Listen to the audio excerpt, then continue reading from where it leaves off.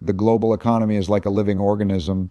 It breathes, grows, ages, and eventually resets. To understand why everyone will be wiped out in 30 days, you must first understand that what's happening is not random chaos.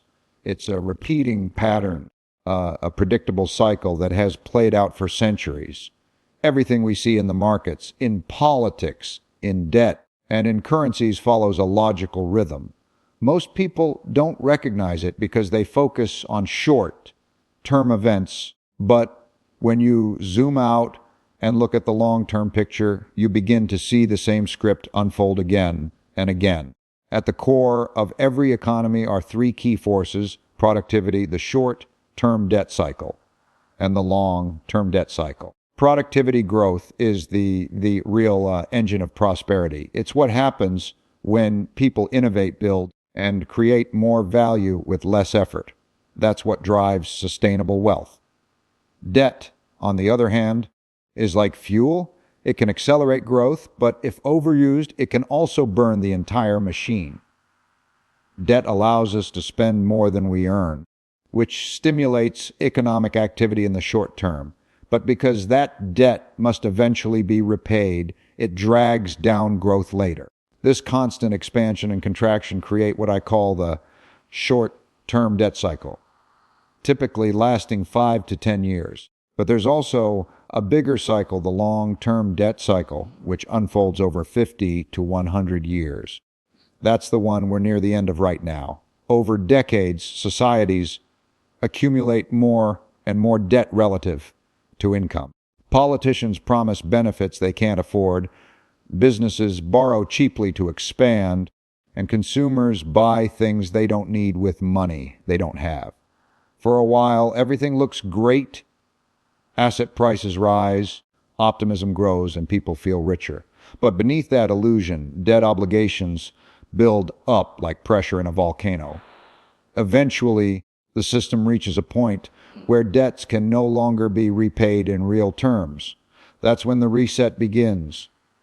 History shows this clearly. Every major economic empire, from the Dutch in the 1600s to the British in the 1800s and the Americans in the 20th century, went through this same pattern. It starts with strong fundamentals, high productivity, savings, and investment.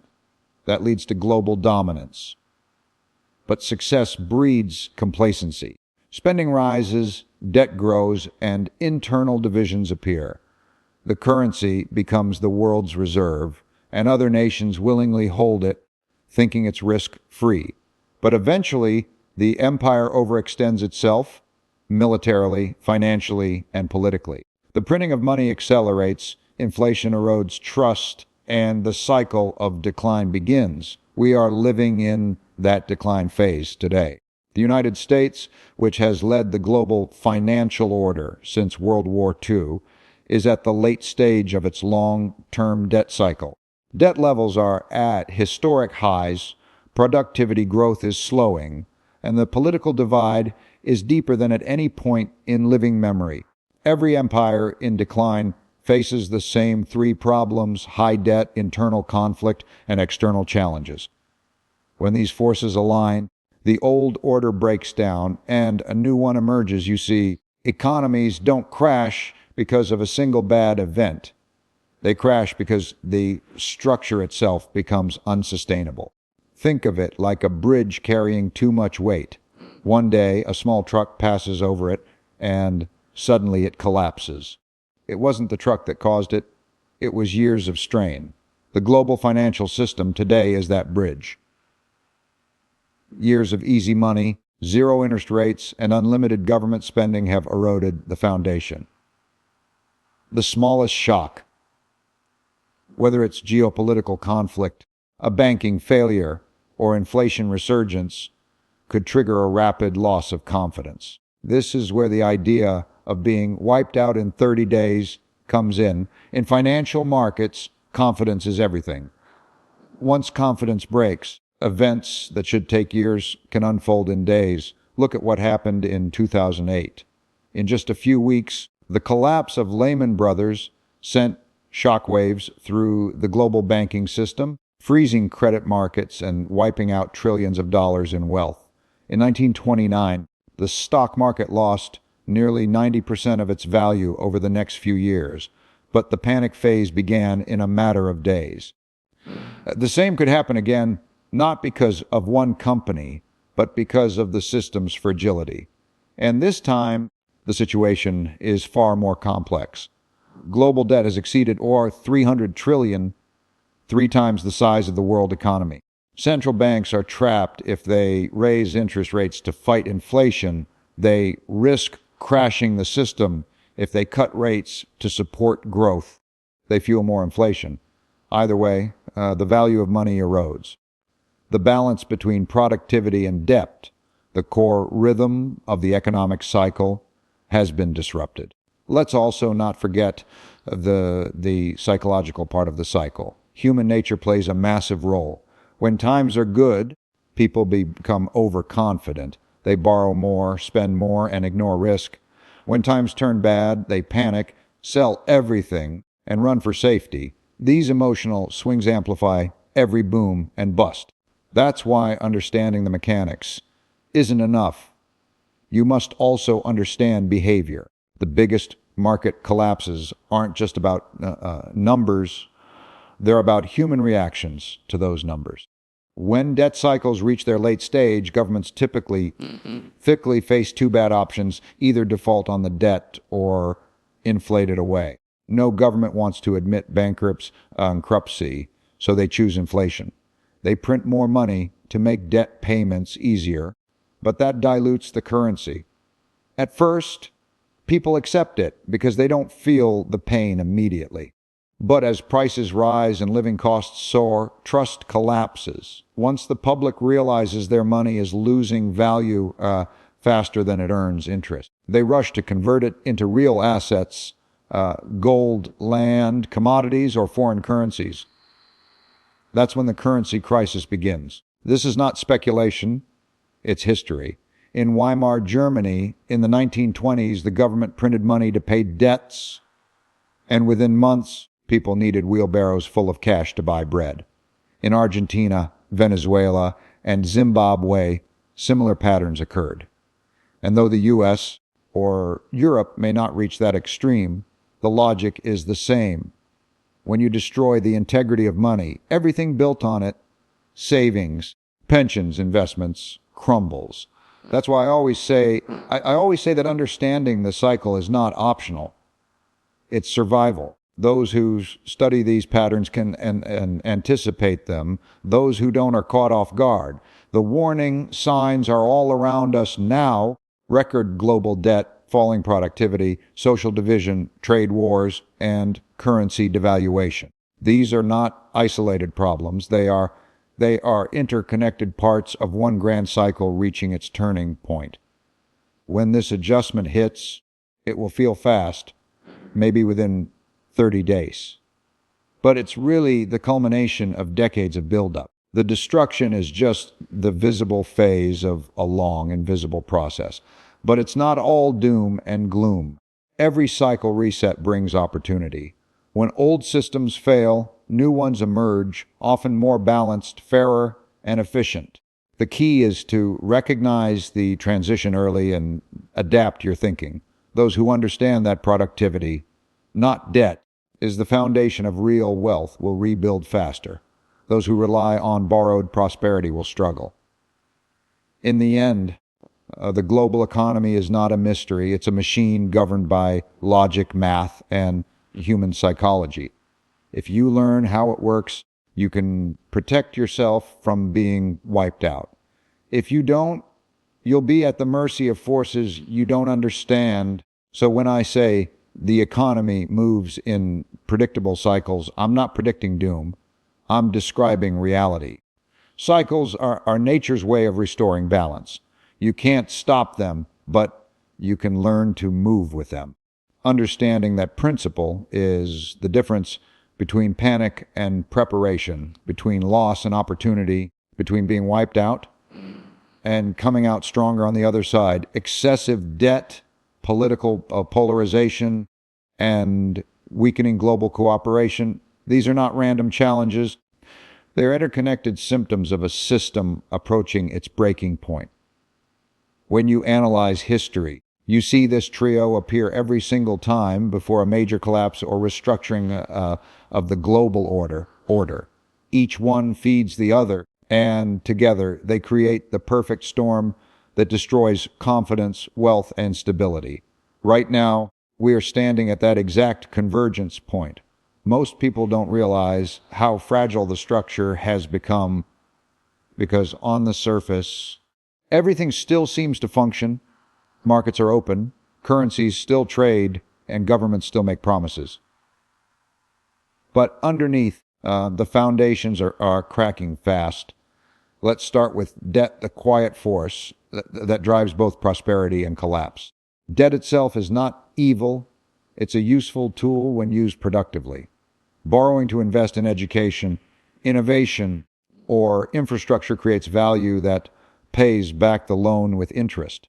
But borrowing to consume, to maintain lifestyles that outpace income, is unsustainable. For decades, governments, corporations, and individuals have been doing exactly that.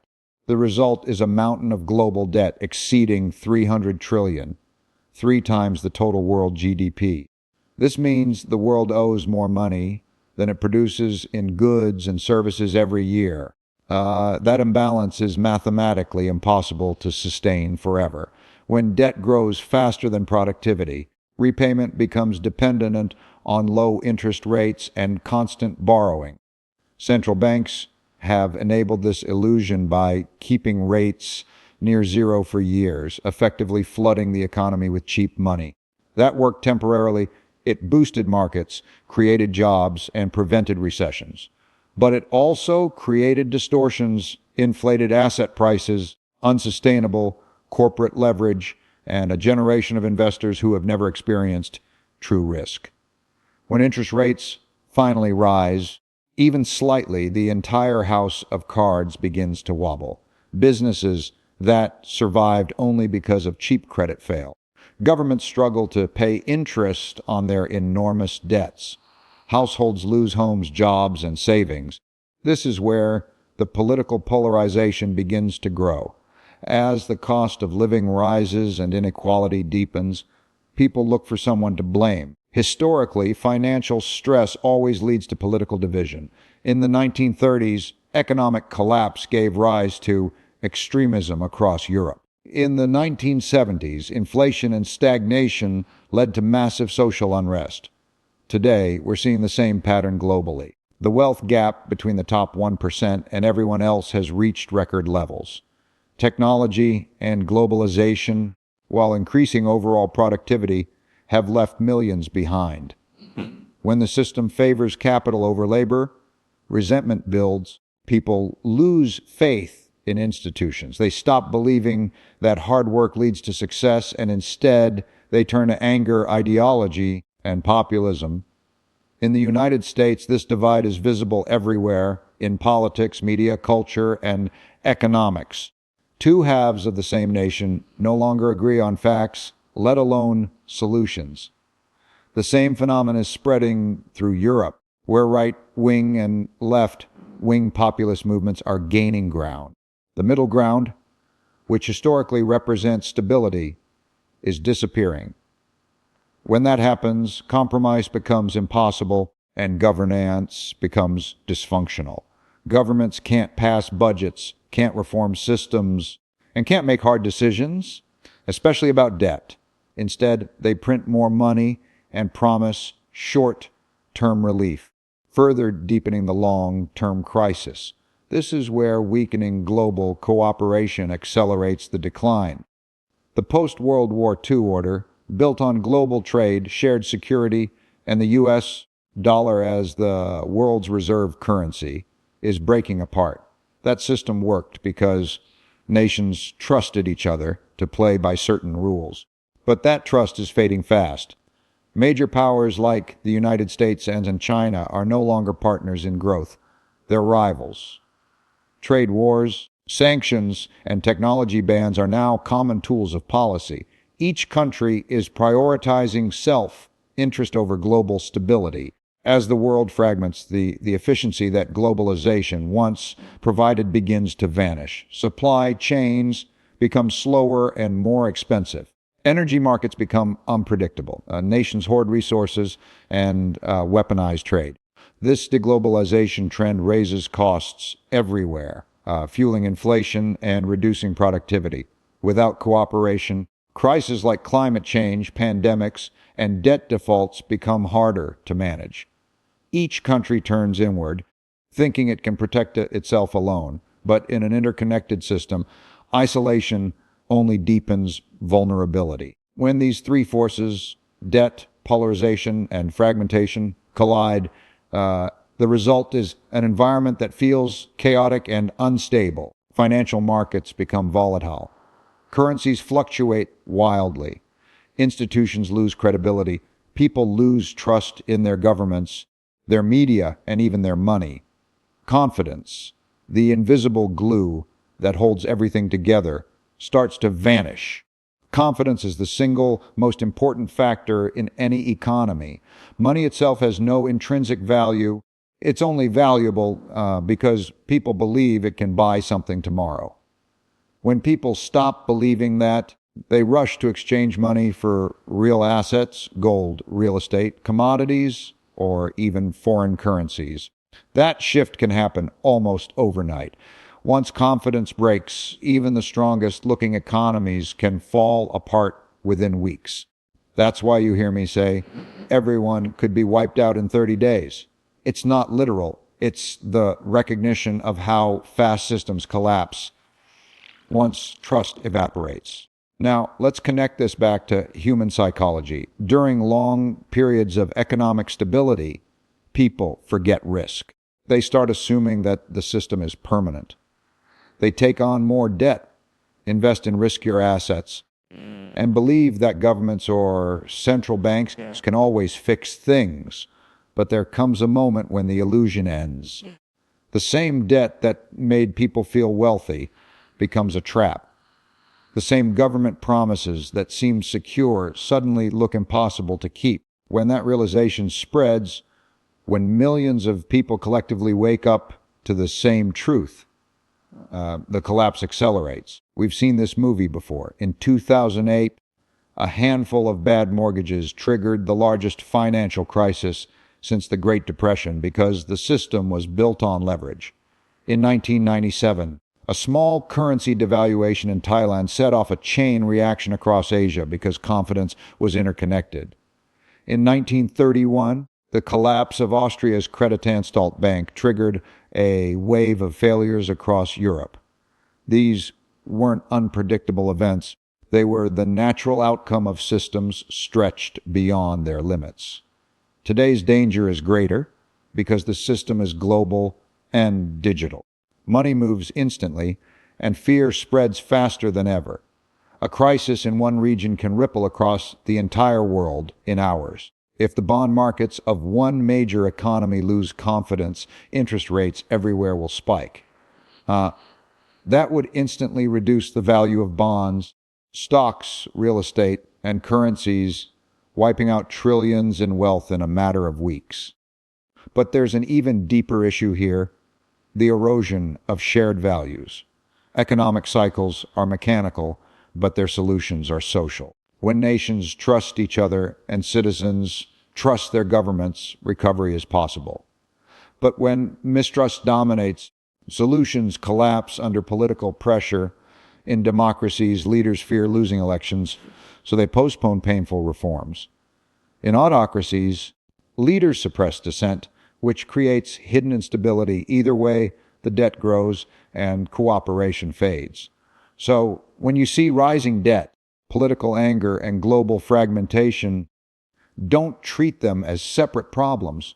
They're different expressions of the same cycle reaching maturity. The system has expanded as far as it can, and now it's struggling to rebalance itself. Historically, this rebalancing can happen peacefully through intelligent reform or violently through crisis.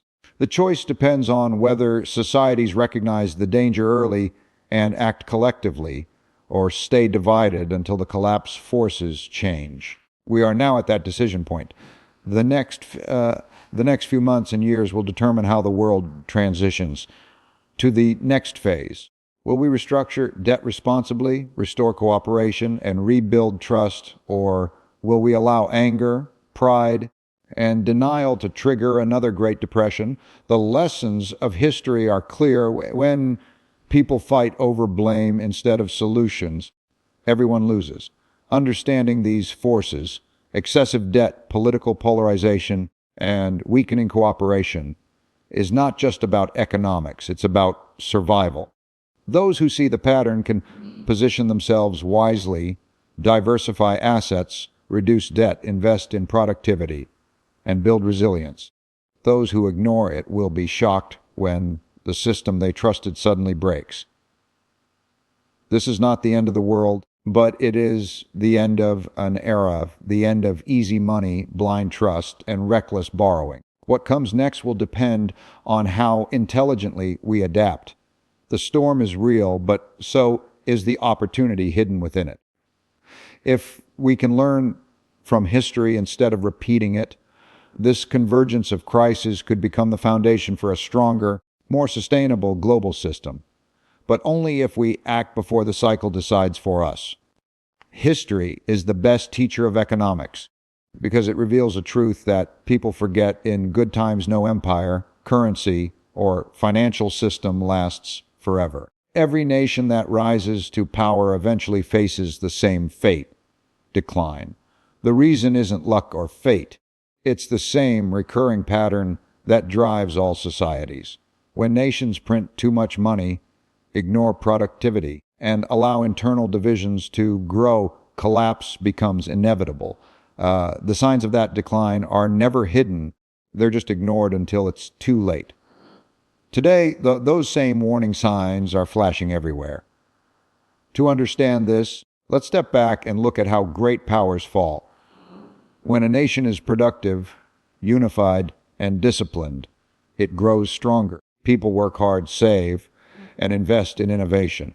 That productivity creates wealth, and that wealth builds military strength, global influence, and higher living standards.